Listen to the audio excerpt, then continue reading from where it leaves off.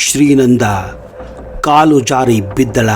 ಅದೊಂದು ಅಪಘಾತವ ಅಥವಾ ಕೊಲೆಯ? ಶ್ರೀನಂದ ಸಾಯುವ ಮೊದಲು 15 ನಿಮಿಷಗಳ ಕಾಲ ಯಾರ ಜೊತೆ ತಂದೆಯ ಫೋನಲ್ಲಿ ಮಾತನಾಡುತ್ತಿದ್ಲು? ತಂದೆ ಆಕೆಯನ್ನ ಬೈದಿದ್ದಾದರೂ ಯಾಕೆ? ಯಾವಾಗಲೂ ಮುಂದೆ ಮುಂದೆ ಇರುವಂತಹ ಹುಡುಗಿ ಅವತ್ತು ಸಾಯಂಕಾಲ ಯಾಕೆ ಕುಟುಂಬದಲ್ಲಿ ಎಲ್ಲರಿಗಿಂತ ಹಿಂದೆ ಇದ್ದಳು? ಟ್ರೆಕ್ಕಿಂಗ್ ಮಾಡುವಾಗ ಯಾರಾದರೂ ಅವಳನ್ನು ಕೆಳಗೆ ದೂಕಿಸಿದರ? ಅಥವಾ ಫೋನಿನಲ್ಲಿ ಮಾತನಾಡುತ್ತಿದ್ದ ವ್ಯಕ್ತಿ ಏನನ್ನಾದರೂ ಹೇಳಿದನ? ಹೌದು, ಇಂತಹ ಅನುಮಾನಗಳು ಪೊಲೀಸರಿಗೆ ಕಾಡಲು ಪ್ರಾರಂಭ ಮಾಡಿದ್ದವು. ಅಷ್ಟಕ್ಕೂ ಈ ಘಟನೆ ಏನು ಅಂತೀರಾ? ಹೌದು ಸ್ನೇಹಿತರೆ, ಅದು ಏಪ್ರಿಲ್ 7, 2026 ಚಿಕ್ಕಮಗಳೂರು ಜಿಲ್ಲೆಯ ಚಂದ್ರದ್ರೋಣ ಪರ್ವತದ ಶ್ರೇಣಿಯಲ್ಲಿರುವಂತಹ ಮಾಣಿಕ್ಯಧಾರ ಫಾಲ್ಸ್ ಬಳಿ ನಡೆದಂತಹ ಒಂದು ಭಯಾನಕ ಘಟನೆ. ಕೇರಳದಿಂದ ಬಂದಂತಹ ಒಂದು ಕುಟುಂಬ ಕರ್ನಾಟಕದಲ್ಲಿ ಬೇಸಿಗೆಯ ಪ್ರಯುಕ್ತ ಪ್ರವಾಸವನ್ನು ಮಾಡುತ್ತಿತ್ತು. ಕುಟುಂಬ ಸರಿಸುಮಾರು 10 ರಿಂದ 12 ಜನ ಬಂದಿದ್ದರು. ಎಲ್ಲರೂ ಖುಷಿಯಾಗಿದ್ದರು. ಅದರಲ್ಲಿದ್ದಂತಹ ಒಬ್ಬ ಚಿಕ್ಕ ಮಗಳು ಶ್ರೀನಂದ 15 ವರ್ಷ ಮಾತ್ರ. ಅವಳ ಬೇಸಿಗೆ ರಜೆ ಪ್ರಾರಂಭವಾಗಿತ್ತು. ಆಗ ತಾನೇ 10ನೇ ತರಗತಿಯನ್ನು ಮುಗಿಸಿದಂತಹ ಶ್ರೀನಂದ ತನ್ನ ಕುಟುಂಬದೊಂದಿಗೆ ಕರ್ನಾಟಕ ಪ್ರವಾಸ ಮಾಡಬೇಕೆಂದು ಹಲವಾರು ದಿನಗಳಿಂದ ಆಸೆ ಪಟ್ಟಿದ್ದಳು. ಅವಳ ಆಸೆಯಂತೆ ಕುಟುಂಬ ಕರ್ನಾಟಕ ಪ್ರವೇಶ ಮಾಡಿತ್ತು ಹಾಗೂ ಹಲವಾರು ಪ್ರವಾಸಿ ಸ್ಥಳಗಳನ್ನು ನೋಡಿತ್ತು. ಅದರಲ್ಲಿ ಹಂಪಿ, ಹೊಸಪೇಟೆ, ಈ ರೀತಿ ಕೊನೆಗೆ ಅವರು ಬಂದಿದ್ದು ಚಿಕ್ಕಮಗಳೂರು ಜಿಲ್ಲೆಯಲ್ಲಿ. ಬೇಸಿಗೆ ಇದ್ದ ಕಾರಣ ತಂಪಾದ ಜಾಗಕ್ಕೆ ಹೋಗಬೇಕೆಂದು ಅವರು ಬಂದಿದ್ದು ದತ್ತಗಿರಿಯಲ್ಲಿ.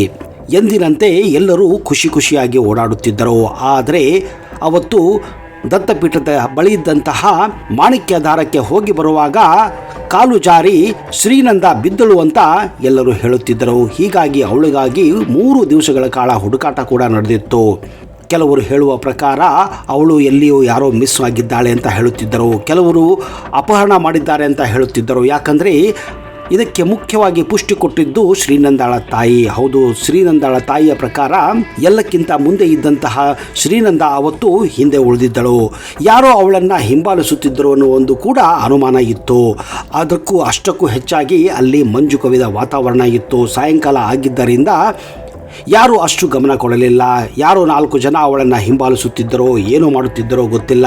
ಈ ನಡುವೆ ಅವಳು ನಿರಂತರವಾಗಿ 15 ನಿಮಿಷಗಳ ಕಾಲ ತನ್ನ ತಂದೆಯ ಮೊಬೈಲನ್ನು ತೆಗೆದುಕೊಂಡು ಯಾರದೋ ಜೊತೆ ಮಾತನಾಡುತ್ತಿದ್ದಳು ಎನ್ನುವ ಕೂಡ ಅನುಮಾನ ಕೂಡಿ ಬಂದಿತ್ತು.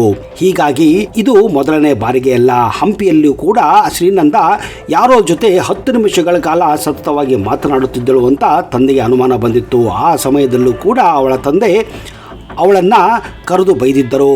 ಯಾಕೆ ನೀನು ಯಾರ ಜೊತೆ ಈ ಒಂದು ಪ್ರವಾಸದಲ್ಲಿ ಮಾತನಾಡುತ್ತಿದ್ದೀಯ ಅಂತ ಕೇಳಿದ್ದರು. ಅದಕ್ಕೆ ಶ್ರೀನಂದಾಗೆ ಉತ್ತರವೇ ಇರಲಿಲ್ಲ. ಮೇಲಾಗಿ ಅವಳು ತಾನು ಮಾಡುತ್ತಿದ್ದ ಫೋನ್ ಕಾಲನ್ನು ಇಮಿಡಿಯೇಟಾಗಿ ಡಿಲೀಟ್ ಮಾಡುತ್ತಿದ್ದಳು. ಇದರಿಂದ ತಂದೆಗೆ ಯಾಕೋ ಅನುಮಾನ ಜಾಸ್ತಿನೇ ಆಗಿತ್ತು. ಆದರೆ ಚಿಕ್ಕಮಗಳೂರಿನಲ್ಲಿ ಅವತ್ತು ಬಂದಾಗ, ಅಂದರೆ ಮಂಗಳವಾರ 7ನೇ ತಾರೀಕು 2026 ಅವಳು ಒಂದು ಫೋನ್ ಕರೆಯನ್ನು ಮಾಡುತ್ತಾಳೆ. ತಂದೆಯ ಬಳಿ ಫೋನನ್ನು ಕೇಳ್ತಾಳೆ. ಏನೋ ಸೆಲ್ಫಿ ತೆಗೆದುಕೊಳ್ಳಬೇಕು ಅಂತ ಹೇಳ್ತಾಳೆ, ಫೋಟೋಗಳನ್ನು ತೆಗೆದುಕೊಳ್ಳಬೇಕು ಅಂತ ಹೇಳ್ತಾಳೆ. ಆ ನೆಪದಲ್ಲಿ ಅವಳು 15 ನಿಮಿಷಗಳ ಕಾಲ ಅಲ್ಲೇ ಮರೆಯಾಗಿ ಯಾರ್ದೋ ಜೊತೆ ಫೋನಲ್ಲಿ ಮಾತನಾಡುತ್ತಿದ್ದು ಅನ್ನೋ ವಿಷಯ ಕೂಡ ಬಹಿರಂಗವಾಗಿದೆ. ಯಾಕಂದರೆ ಪೊಲೀಸರು ಈ ಒಂದು ತನಿಖೆಯನ್ನು ಎತ್ತಿಕೊಂಡಾಗ ಅನುಮಾನಗಳ ಸುಳಿವು ತುಂಬಾ ಜಾಸ್ತಿಯಾಗಿತ್ತು. ಹೀಗಾಗಿ ತಂದೆಯ ಫೋನನ್ನು ಚೆಕ್ ಮಾಡಿದಾಗ ಆಗ ಅವರಿಗೆ ಗೊತ್ತಾಗಿದ್ದು ಯಾರ್ದೋ ಜೊತೆ ಅವಳು ಫೋನ್ ಮಾಡುತ್ತಿದ್ಲು ಅಂತ.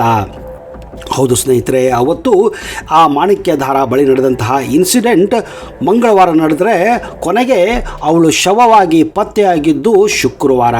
ಅಲ್ಲಿ ಹಲವಾರು ತಂಡಗಳು, ಅಂದರೆ ಇಡೀ ಜಿಲ್ಲಾಡಳಿತ ಈ ಒಂದು ಸಾಹಸಕ್ಕೆ ಕೈ ಹಾಕಿತ್ತು. ಕಾರಣ ಹಾಗೋ ಹೀಗೋ ಮಾಡಿ ಅವಳ ಶವವನ್ನು, ಅವಳ ದೇಹವನ್ನು ಪತ್ತೆ ಮಾಡಬೇಕು.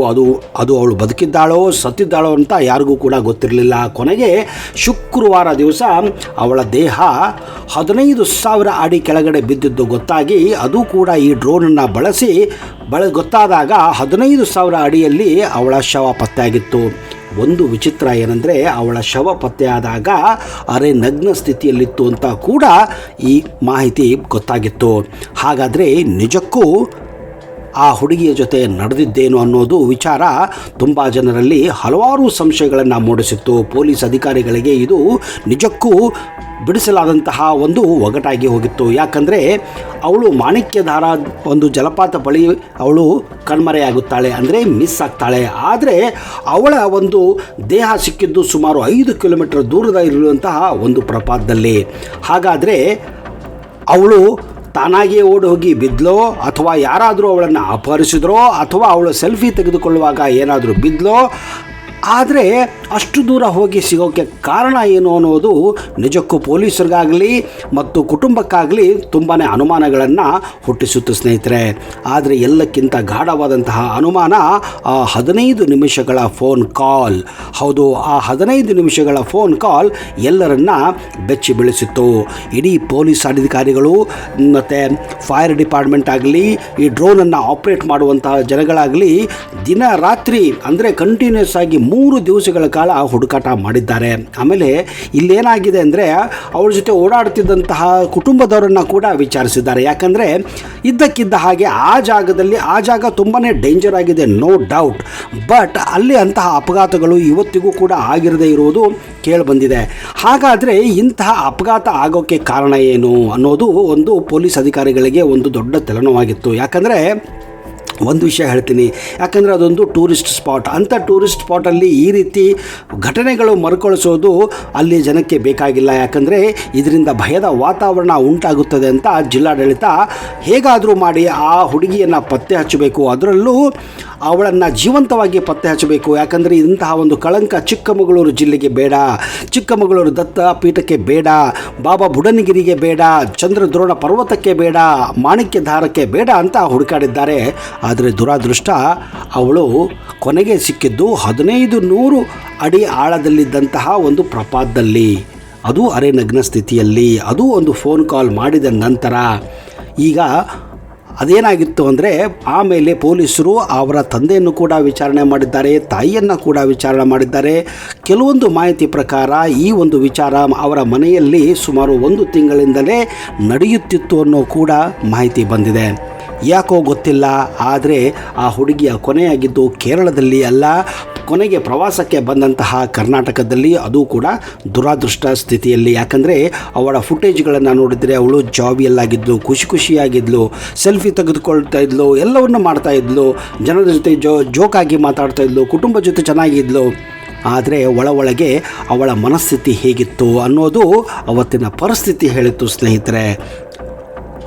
ನಿಜ ಹೇಳಬೇಕಂದ್ರೆ ಈ ಒಂದು ಮಿಸ್ಟ್ರಿಯಾಗಿ ಉಳಿದಿದೆ ಹೊರತು ಇವತ್ತಿಗೂ ಕೂಡ ಅವಳ ಸಾವಿನ ಕಾರಣ ಗೊತ್ತೇ ಆಗದೇ ಇರುವುದು ನಿಜಕ್ಕೂ ದುರಾದೃಷ್ಟ ಅಂತಲೇ ಹೇಳಬಹುದು.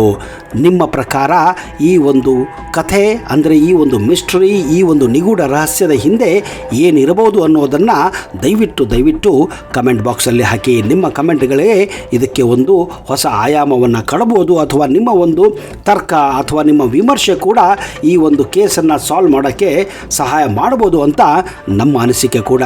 ನಿಮ್ಮ ಅನಿಸಿಕೆಯನ್ನು ದಯವಿಟ್ಟು ಕಮೆಂಟ್ ಬಾಕ್ಸಲ್ಲಿ ಹಾಕಿ.